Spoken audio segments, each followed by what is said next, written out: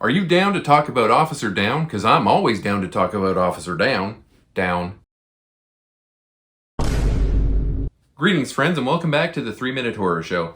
My name is Ben, your host, and I love horror movies. If you've been here before, you already know the drill. Welcome back. If you're new here, though, the way these videos work is as follows. I do a little plot synopsis. I do a little commentary. I give the movie a rating, and hopefully I can make you laugh along the way.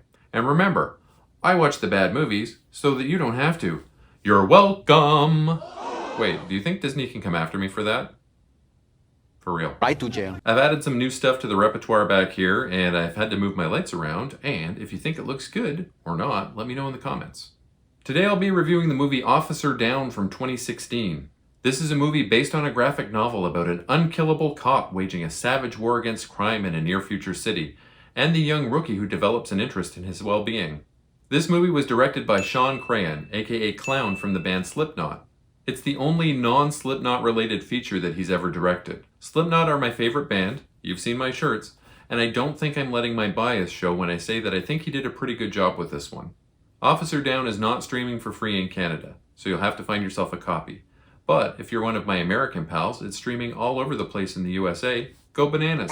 You ready to crack into this one? The movie starts off with Kim Coates as Officer Downe going to town on a woman's lady business while an orgasm counter ticker runs in the corner of the screen. He then gets up, puts on his mirror shades, and blows up a drug lab run by Corey Taylor from Slipknot, who is dressed like a ginger joker. I mentioned that Sean Crahan, aka Clown from Slipknot, directed this movie.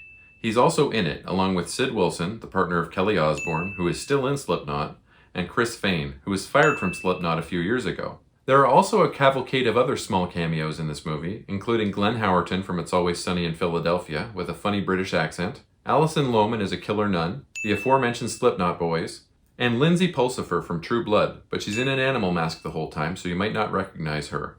Joe Casey, the guy that wrote the graphic novel and comic series that this movie was based on, also penned the screenplay. He's a very accomplished comic book writer that's worked for all the major labels. He's also written a large number of cartoon series on television.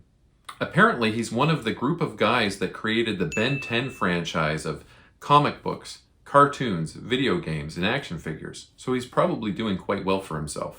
Okay, so Coates, who is Officer Downe, is blown up. Dead. Movie's over, right? Wrong. They cart his smoking corpse back to HQ and resurrect his ass. That's what this guy's all about.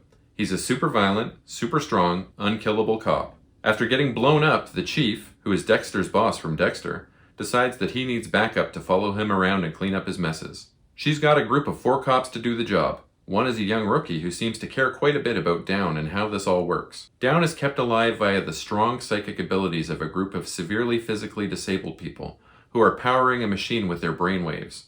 This machine transmits a frequency to Downe's body that solves death and regenerates him when he's been killed.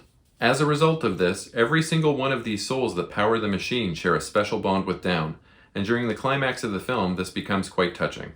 Kim Coates is an amazing actor from Saskatoon in the beautiful province of Saskatchewan in Canada. He's had a storied career spanning decades, but he's probably most well known for his major role on the FX drama Sons of Anarchy. He's known for weaving together intensity and unpredictability along with true sincerity in his characters. He can play the worst people in the world, but he'll still manage to get you to emotionally connect with them while you're hating them. And I've met him too. He's a really cool guy. Back to the story. The Fortune 500 are a group of top criminals that cosplay as animals, and after they learn that Downe isn't dead, they decide to hire a black ninja from China named Zen Master Flash to handle their cop problem. In the meantime, Downe takes down more of the underworld, with a little help from his new rookie friend.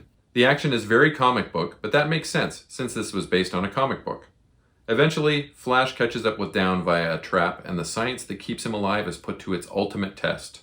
Yes, there's some edgy stuff at the beginning that doesn't fit in with the rest. I'm looking at you, orgasm counter. Some critics really hated it, and the Letterboxd reviews seem to be a mixed bag as well. This movie worked for me, but like I said before, it wouldn't have worked with anyone other than Kim Coates as Officer Downe. The emotional vulnerability that he's able to project onto an unstoppable killing machine is what ultimately won me over. Clown, I know you're going through some stuff right now, but when you're back, would you please, please, please direct another movie? Give it another go. I like what you did with this one. Yes. I like this quite a bit. It's a shame it flopped. I rate Officer Downe 7 out of 10. As always, a link to my Letterboxd appears in the video's description. Please leave me a like, comment, and subscribe, as it really does boost my engagement and it helps my channel grow. Smell you later, nerds! Are you ready to crush some criminal cranium? Yes, you are.